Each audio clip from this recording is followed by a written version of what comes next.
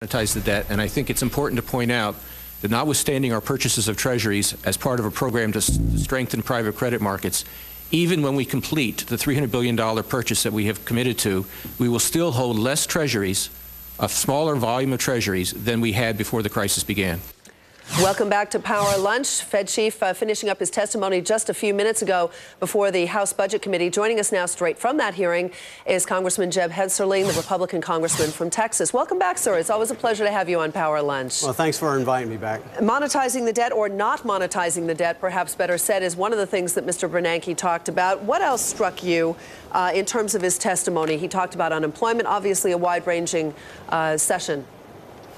Well, I think, again, that he believes that we are seeing some improvement in the economy. Improvement will be slow, but he shows a greater concern today than we've seen before on ultimately what the long-term impact is going to be of the economic plan that's on the table if Congress doesn't get serious about this spending. We are looking at an ocean of red ink. We are going to triple the national debt in 10 years, create more debt than in the previous 200.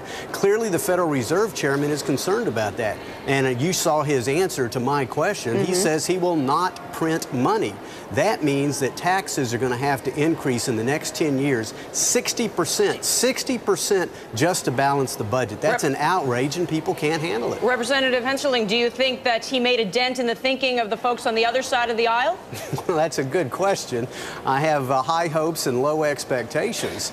I would certainly want to work with the Democrats on any kind of bipartisan basis.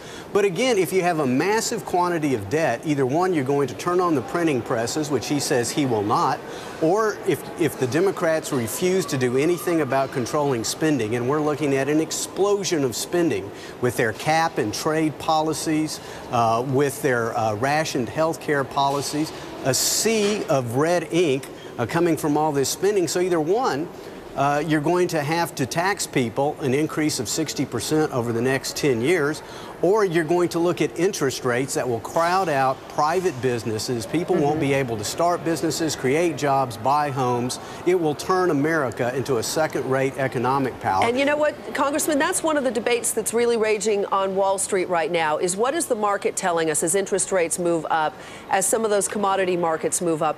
Do you think that we are looking at a large inflationary spiral, sometime in the near future? Some say that's what Wall Street's telling us. Well, if the Fed does their job, and if the chairman of the Federal Reserve remains the chairman and keeps his word, then no, we won't be looking at that level of inflation. But when you press in the balloon on one end, it has to pop out somewhere else. So if we don't have that level of inflation, what we're going to be looking at, again, is a massive tax increase that will just crush the American dream for millions of families. Well, again, in the neighborhood of 60% in just the next decade alone. You have no choice. If we do recover, tax revenues will come up on their own, and if the markets go up, people will feel like they have a little bit more money. But I guess the question is, Representative Hensarling, is where would you start specifically? We have this, you just talked about it, this incredible array of things in terms of red flags for you on the horizon. Where would you start? Well, number one, I would level fund the government. With the exception of national defense. What the Congress just did was pass a budget that increases federal spending 9%. This is after the so-called stimulus plan, which many of us believe didn't stimulate the economy, but stimulated the growth of government. You know, when families are having to cut back, when people are losing their jobs, it's the family budget that pays for the federal budget. Why would you increase the federal budget 9%? So number one, I would level fund the government, and I would do that for at least 5 years. Second of all, Congressman Wolf of Virginia has been a leader in trying to get a commission. I know some people may roll their eyeballs, but a commission to deal with entitlement spending. Congress hasn't done it.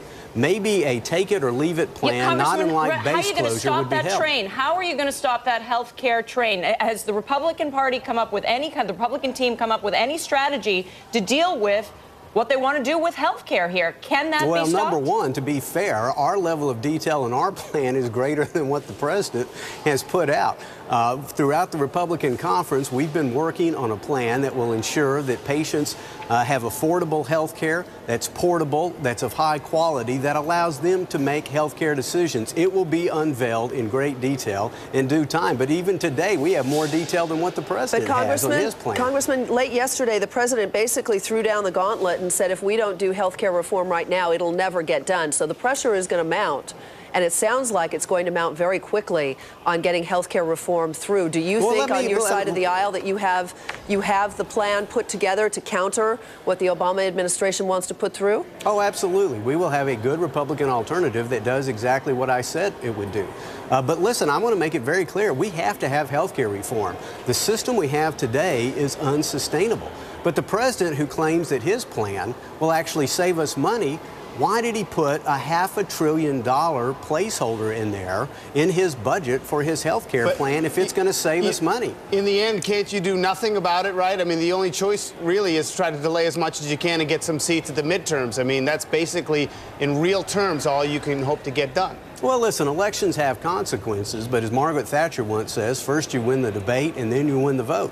I mean, when people see that they're going to lose the choice of their health care provider, that government agencies are going to start to ration their health care, that the quality of their health care will decrease, that they lose their choice of health care for their family, I think they will turn away from any big government bureaucrat, expensive health care plan. And that would turn the Democrats in theory as well. All right. Thank you, Representative. Thank you. If you ever get up into our neck of the woods, come spend time with us. Yeah, right here on the set. Appreciate it. All right, we're going to take a break, and then up next.